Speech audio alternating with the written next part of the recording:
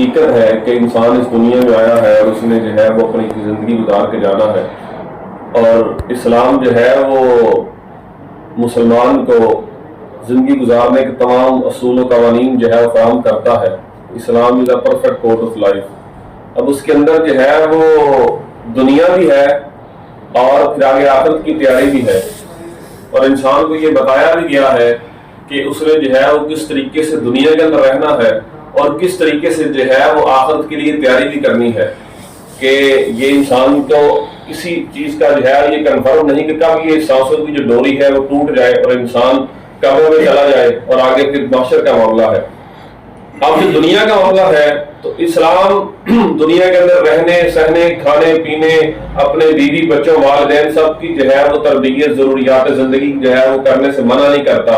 اسلام یہ نہیں کہتا کہ تم جو ہے وہ پیسے نہ کماؤ، تم جو ہے وہ یہ رزق نہ کماؤ، بلکہ اسلام تو کہتا ہے کہ رزق حلال کماؤ،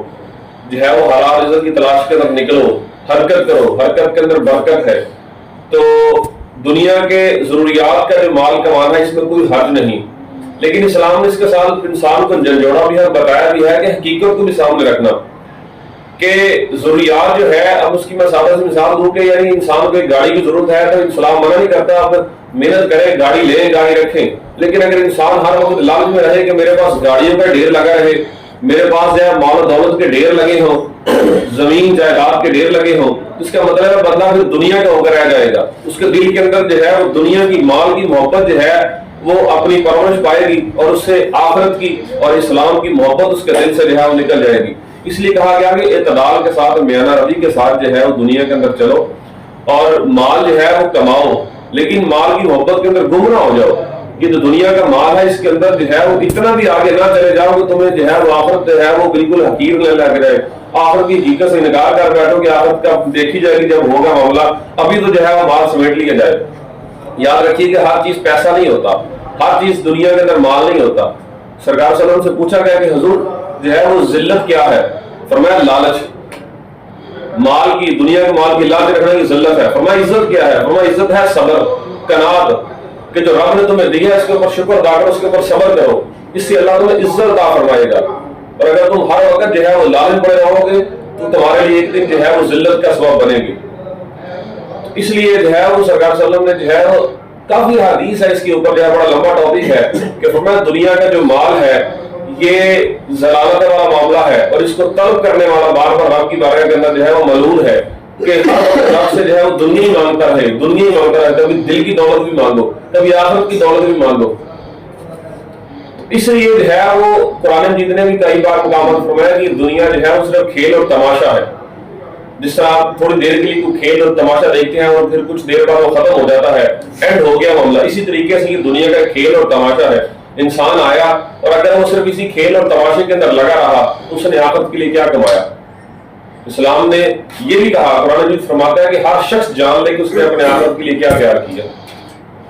اپنے آخرت کے لیے آگے کیا بھیجا ہے۔ جو اعمال ہیں جو آگے لے کے جانے ہیں، آخرت کے لیے بھی کمائی کی ہے، دنیا میں رہنے کے لیے تو ہم کمائی کرتے ہیں، کسی نے آخرت میں بھی رہنے کے لیے کمائی کی ہے کہ میں نے آخرت کے اندر کیا کمانا ہے۔ یہ دنیا کا جو پیٹ ہے اتنا بڑا ہی کبھی نہیں بھرتا۔ اور بزرگ فرماتے ہیں کہ محمود غزنوی بادشاہ تھا، ایک دن وہ موج کے اندر آیا، اس نے کہا کہ میں آج جو ہے وہ باہر نکلنے لگا ہوں قوم رایا کے اندر، تو جو جو کوئی مانگتا جائے گا میں اس کی ضروریات کو پورا کروں گا، جو جو مانگے گا میں دوں گا۔ ایک بزرگ تھے، یہ بات انہوں نے بھی سنی، ان کے ذہن کے اندر جب یہ بات گئی تو انہوں نے کہا اچھا چلو ٹھیک ہے۔ محمود غزنوی نکلا اور وہ لوگوں کو بانٹ رہا ہے، لوگوں سے جو ہے وہ اپنی حالات بتا رہے ہیں، محمود غزنوی ان کو جو ہے وہ مال و دولت بانٹ رہا ہے۔ اس فقیر نے لکڑی کا کاسا تھا اس کے ہاتھ کے اندر، جب محمود غزنوی جاتے آگے پہنچا تو اس جو بزرگ تھے وہ بابا جی نے اپنا لکڑی کا جو کاسا تھا وہ آگے اس کے کیا، تو محمود غزنوی نے اشر کیا، اس کے اندر جو ہے وہ پھینکی۔ اب وہ جو سکے ہوتے ہیں چاندی کے سکے جو ان کے کھٹکنے کی آواز بھی آتی ہے، وہ لکڑی کے کاسے کے اندر گرے، کھٹکنے کی آواز بھی آئی، لیکن جیسے ہی وہ دیکھا بابا جی نے تو کاسا خالی تھا۔ کہا بادشاہ اس کے اندر ڈالو، اس کے اندر تو کچھ ڈالا ہی نہیں ہے۔ بادشاہ نے دیکھا، حیران ہوا کہ اس کے اندر کچھ بھی نہیں ہے، اور ایک مٹھی بڑی اشرفیوں کی ڈالی، آواز بھی کھٹکنے کی، پھر دیکھا تو کچھ بھی نہیں ہے اس کے اندر۔ کہا بادشاہ اس کے اندر اور ڈالو،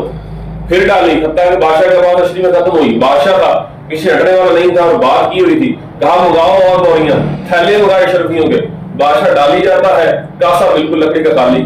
جاتے ہوئے کٹکنے کی آواز بھی آتی ہے سکتوں کی، کاسا خالی۔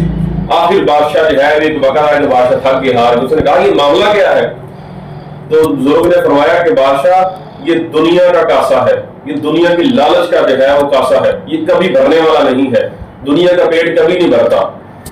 تو جتنا مرضی جو ہے وہ دعویٰ بھی کر لے۔ تو یہ چیز ہے کہ دنیا جو ہے وہ کبھی بھی جو ہے وہ اس کا پیٹ بھرے گا نہیں۔ انسان کو جو ہے وہ سوچنا پڑے گا کہ میں نے دنیا کے اندر بھی رہنا ہے، اپنی ضروریات کو بھی دیکھنا ہے، معاشرے کو بھی دیکھنا ہے، لیکن اصل پوائنٹ جو ہے وہ آخرت کا، حقیقت کا بھی ہے کہ میں نے قبر کے اندر بھی جانا ہے ایک دن، اور آگے جا کے جواب بھی دینا ہے، اور جو اصل تعابد زندگی ہے رہنے والی کہ جہاں پہ انلمیٹڈ جو ہے وہ لائف ہم نے گزارنی ہے، جو نہ ختم ہونے والی ہے، اس کو مد نظر رکھنا ہے۔ تو اللہ تعالیٰ سے دعا کہ اللہ تعالیٰ ہمیں جو ہے وہ اپنی آخرت کو یاد کرنے، نیک اعمال کرنے، اور اس دنیا کے ساتھ ساتھ جو ہے وہ آخرت کی جو ہے دولت کمانے کی بھی توفیق عطا فرمائے۔